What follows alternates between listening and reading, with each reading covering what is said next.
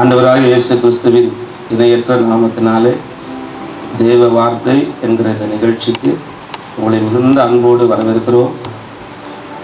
நேற்றும் இன்றும் என்றும் மாறாதவராக இருக்கிறார் ஆண்டவராக இயேசு கிறிஸ்து தம்மிடத்தில் வருகிற ஒருவரையும் புறம்பே தள்ளுவதில் என்று சொல்லியிருக்கிறார். அவரை நம்பி வருகிற யாவரையும் அவர் புறம்பே தள்ளாமல் அணைத்துக் கொள்கிற ஆண்டவர். இந்த ஆண்டவரை குறித்து ஒரு பாடலை கேட்கலாமா? இயேசு வாழ்வு கொடுக்கிறார், இன்றே அவரிடம் நம்பி வா. இயேசு வாழ்வு கொடுக்கிறார், இன்றே அவரிடம் நம்பி வா. நம்பி வா, நீ நம்பி வா, இயேசு உன்னை அழைக்கிறார், அழைக்கிறார், அழைக்கிறார். இயேசு உன்னை அழைக்கிறார், அழைக்கிறார், அழைக்கிறார். இயேசு உன்னை அழைக்கிறார், அழைக்கிறார், அழைக்கிறார். இயேசு உன்னை அழைக்கிறார். நிம்மதி இல்லாமல் வாழ்ந்து கொண்டிருக்கலாம். நிம்மதியை தேடி பல இடங்களுக்கு போய் பல பழக்கங்களுக்கு அடிமையாகி குடும்பத்திலே நிம்மதி இழந்து போய் வாழ்க்கையில நிம்மதி இழந்து போய் வேதனையோடு நின்று கொண்டிருக்கலாம். அன்பு தகப்பனே, தாயே, சகோதரியே, சகோதரனே, அன்பு வாலிபனே, வாலிப தங்கச்சி, வாழ்க்கையில ஆறுதல் தரும்படியாய் நிம்மதி தரும்படியாய் சிலுவையிலே உனக்காக உயிரையே தந்த இயேசு அன்பாய் அழைக்கிறார். இந்த பாடலை வரிகளை ஆவலோடு கேளுங்கள், நன்றாய் உற்று கவனியுங்கள். வாழ்க்கையில இயேசு நிம்மதியை தருவார். ஆறுதல் இல்லையோ, அலைந்து தவிக்கின்றாயோ, ஆறுதல் இல்லையோ, அலைந்து தவிக்கின்றாயோ, ஆறுதல் தந்திடும் இயேசு அன்பாய் உன்னை அழைக்கிறாரே. ஆறுதல் தந்திடும் இயேசு அன்பாய் உன்னை அழைக்கிறாரே. அழைக்கிறார், அழைக்கிறார். இயேசு உன்னை அழைக்கிறார், அழைக்கிறார், அழைக்கிறார். இயேசு உன்னை அழைக்கிறார். இயேசு வாழ்வு கொடுக்கிறார், இன்றே அவரிடம் நம்பி வா. இயேசு வாழ்வு கொடுக்கிறார், இன்றே அவரிடம் நம்பி வா. இயேசு வாழ்வு கொடுக்கிறார், இன்றே அவரிடம் நம்பி வா. இயேசு வாழ்வு கொடுக்கிறார், இன்றே அவரிடம் நம்பி வா. உலகமெங்கிலும் பல்லாயிரக்கணக்கான மக்களுடைய வாழ்க்கையை மாற்றுகிற சந்தோஷத்தையும் நிம்மதியும் சமாதானத்தையும் சுக வாழ்வையும் தருகிற ஆண்டவராகிய இயேசு கிறிஸ்து இந்த நிகழ்ச்சியை பார்க்கிற உங்களுக்கும் மிகுந்த ஆசீர்வாதத்தையும் சமாதானத்தையும் நிம்மதியும் சந்தோஷத்தையும் தர அவனோடு காத்திருக்கிறார். இந்த இயேசு கிறிஸ்து நம்மிடத்தில் வருகிற யாவருக்கும் புது வாழ்க்கை தருகிறவர், முடிவில்லாத நித்திய வாழ்க்கை தருகிறவர், அவர் மாறிடாத நேசமேய்ப்பர், வேதனைகளை மாற்றுகிற ஆண்டவர். மாறிடாதோ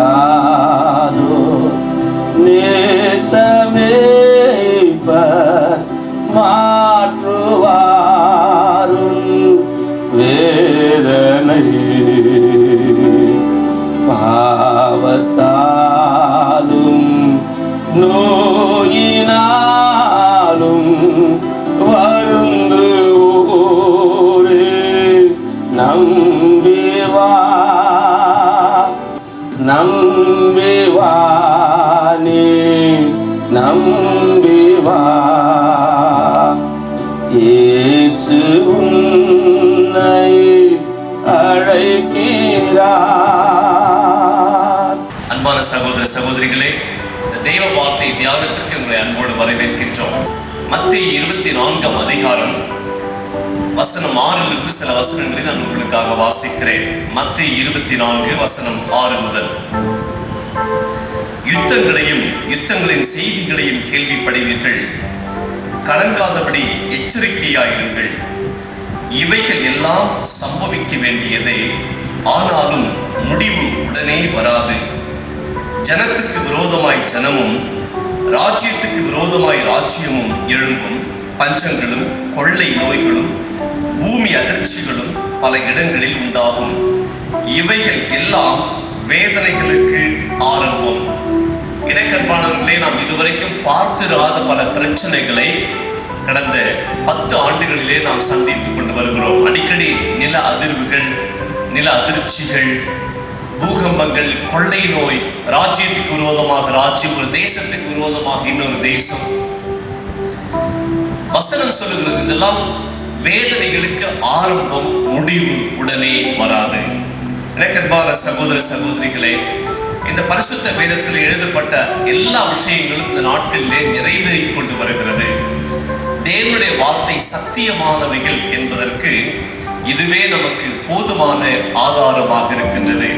பலவிதமான வியாதிகள், மருத்துவர்களால் இது என்ன வியாதி என்று கண்டுபிடிக்க முடியாத அளவுக்கு பிரச்சனைகள். எனக்கன்பான சகோதர சகோதரிகளே, நீங்களும் நானும் ஒரு அநித்தியமான ஒரு வாடகை வீட்டிலே வாழ்ந்து கொண்டிருக்கிறோம். நமக்கு நிச்சயமான ஒரு வாழ்க்கை மோட்ச ராஜ்யத்தில் இருக்கிறது.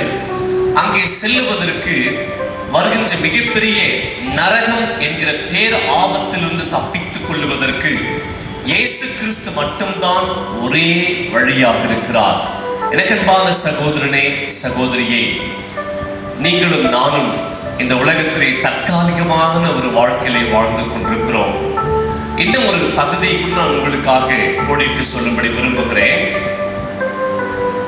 லூக்கா 5ஆம் அதிகாரத்திலே வசனம் 2 முதல், அப்பொழுது கடற்கரையிலே நின்ற 2 படகுகளை கண்டார். மீன் பிடிக்கிறவர்கள் அவைகளை விட்டு இறங்கி வலைகளை அலசிக் கொண்டிருந்தார்கள். எனக்கன்பானவர்களை, சீமோன் என்கிற ஒரு மனிதர் இங்கே இருக்கிறார். அவர் ஒரு மீனவர். மீன் பிடிச்சு நிறைய களைச்சி போயிட்டு மீன் கிடைக்கல. ராத்திரி முழுக்க மீன் பிடிச்சாரு, மீன் கிடைக்கல. வருத்தத்தோடு விரக்தியோடு அவர் இந்த வலைகளை அலசி கொண்டிருக்கும் பொழுது திடீரென்று நாம் அங்கே பார்க்கிறோம், இயேசு அந்த படகுகளை கண்டார் என்று வசனம் சொல்லுகிறது. இயேசு அந்த படகை கண்டு இயேசு என்ன சொல்லுகிறார்? அந்த படகுகளில் ஒன்றில் அவர் ஏறினார். கடற்கரையில ஏராளமான படகுகள் இருக்கும். ஆனால் அந்த ஒரு குறிப்பிட்ட படகை மாத்திரம் இயேசு தெரிந்து கொண்டு அதிலே ஏறினார். அதிலே உட்கார்ந்து அநேகருக்கு பிரசங்கித்தார் என்று பார்க்கின்றோம். எனக்கன்பானவர்களே, இந்த உலகத்திலே உங்களை சுற்றி நிறைய பேர் வாழ்ந்துகிட்டு இருக்கிறாங்க. ஆனா உங்களை மாத்திரம் இயேசு பார்க்கிறார். இயேசுடைய விசேஷமான கண்கள் உங்கள் மேல் பட்டிருக்கிறது. அதனால்தான் இந்த நிகழ்ச்சியை நீங்கள் பார்த்துக் கொண்டிருக்கிறீர்கள். எனக்கன்பான சகோதர சகோதரிகளே, அந்த படவில் உட்கார்ந்து ஜனங்களுக்கு போதகம் பண்ணினார் என்று பார்க்கிறோம். 4ஆம் வசனத்திலே, அவர் போதகம் பண்ணி முடித்த பின்பு சீமோனை நோக்கி, ஆழத்திலே தள்ளி கொண்டு போய் மீன் பிடிக்கும்படி உங்கள் வலைகளை போடுங்கள் என்றார். எனக்கன்பானவர்களே, இயேசு ஒரு தச்சு வேலை செய்கிறவர். அவருடைய தகப்பனார் ஒரு தச்சர், உலக பிரகாரமான தகப்பனார். ஆக தச்சு தொழிலை பற்றி மட்டும்தான் அவருக்கு நல்லா தெரியும். ஆனால் ஆழத்திலே கொண்டு போய் உங்கள் வலைகளை போடுங்கள் என்று சீமோனை பார்த்து இயேசு இங்கே சொல்லும் பொழுது, அதற்கு சீமோன் 5ஆம் வசனத்துல, ஐயரே, ராம் முழுவதும் நாங்கள் பிரயாசப்பட்டு ஒன்றும் அகப்படவில்லை, ஆகிலும் உம்முடைய வார்த்தையின்படியே வலையை போடுகிறேன் என்றார். இங்கே பார்க்கின்றோம் இந்த சீமோனுடைய கீழ்ப்படிதல். அவர் நினைச்சிருக்கலாம், நான் பிறந்ததிலிருந்தே ஒரு மீனவன் தானே, நீங்க ஒரு தச்சு தொழிலை செய்கிறவர், உங்களுக்கும் இந்த கடலுக்கும் என்ன சம்பந்தம் இருக்கிறது? கேட்கவே இல்லை. அப்படியே கீழ்ப்படிந்தார். எனக்கு அன்பான அன்பு சகோதரனே, சகோதரியே, அன்பான பள்ளிக்கூடத்தில் படித்துக் கொண்டிருக்கிற அன்பு தம்பியே, தங்கையே, இயேசு கிறிஸ்து என்ன சொல்லுகிறாரோ அதை நாம் செய்யும் பொழுது நம்முடைய வாழ்க்கையிலே ஆசீர்வாதம் வரும். தடைப்பட்டிருக்கிற எந்த ஆசீர்வாதமாக இருந்தாலும் சரி, அது உங்களை வந்து சேரும். ஒரே விஷயம், ஆண்டவருக்கு நீங்களும் நானும் கீழ்ப்படிய வேண்டும். அந்தபடியே அவர்கள் செய்து தங்கள் வலை கிழிந்து போகத்தக்கதாக மிகுதியான மீன்களை பிடித்தார்கள். ராத்திரி முழுக்க மீன் பிடிச்சாங்க, ஒண்ணுமே கிடைக்கல. இயேசு ஒரு முறை சொன்னார், ஆழத்திலே கொண்டு போய் வலைகளை போடுங்கள். போட்ட உடனே மிகுதியான மீன்களை பிடித்தார்கள் என்று பார்க்கிறோம். இன்னும் பார்த்தா விசேஷம், மற்ற படகுகளில் இருந்து அநேகர் வந்து இவங்களுக்கு உதவி செய்கிறாங்க. ஒரு வலையில வந்த மீன் 2 படகுகள் அமிழத்தக்கதாக நிரம்பினது என்று பார்க்கிறோம். எனக்கன்பான சகோதர சகோதரிகளே, இயேசுவை நாம் கேள்வி கேட்கக்கூடாது. அவர் என்ன சொல்லுகிறாரோ அதற்கு நாம் கீழ்ப்படிய வேண்டும். அதைத்தான் இந்த இடத்திலே சீமோன் பேதுரு செய்தார்.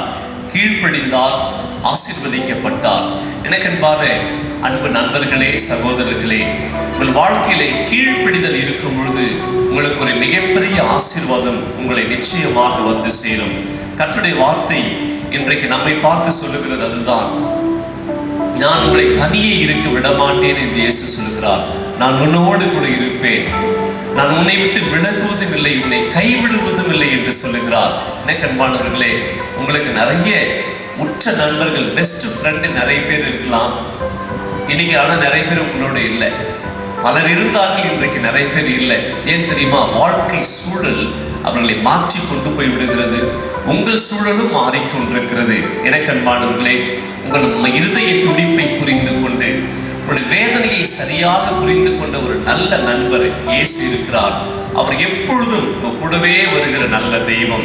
அவர் உங்களை விட்டு விலக மாட்டார், உங்களை கைவிட மாட்டார்.